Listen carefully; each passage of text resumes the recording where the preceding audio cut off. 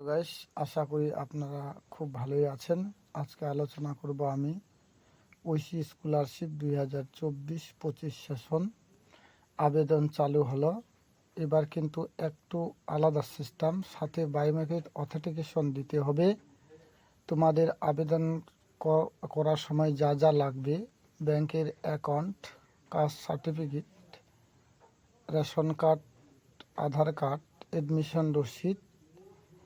সূক্ষ্মভাবে ফর্মটি fill up করে আপনারা এমএলএর সাইন অথবা ভিডিও অথবা পঞ্চায়েত সমিতি বা জেলা পরিষদের মেম্বারের সই করে এটি আপনারা জমা দিবেন নিজ নিজ বিডিও অফিসে।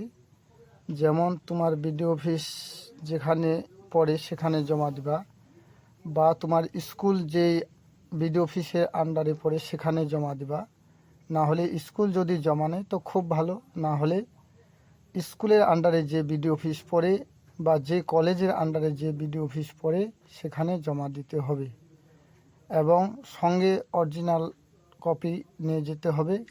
হেডমাস্টারের সিগনেচার করে নিতে হবে।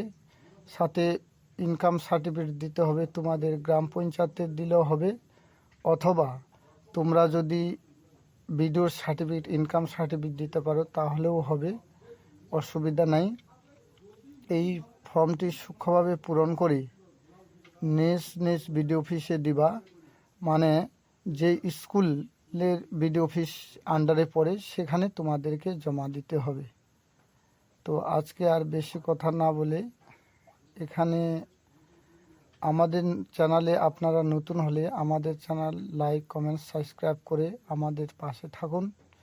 আমরা যেন প্রতিদিন নতুন নতুন ভিডিও দিতে পারি। আপনারা লাইক, কমেন্ট, শেয়ার করলে আমরা নতুন ভিডিও দিতে আগ্রহী হব বা উৎসাহিত হব। আপনাদের একটি লাইক, কমেন্ট, শেয়ার, সাবস্ক্রাইব করলে আমরাও আনন্দিত হব, আর আপনাদের নতুন নতুন ভিডিও আমরা দিতে পাবো। সকল ছাত্রছাত্রীদেরকে ধন্যবাদ।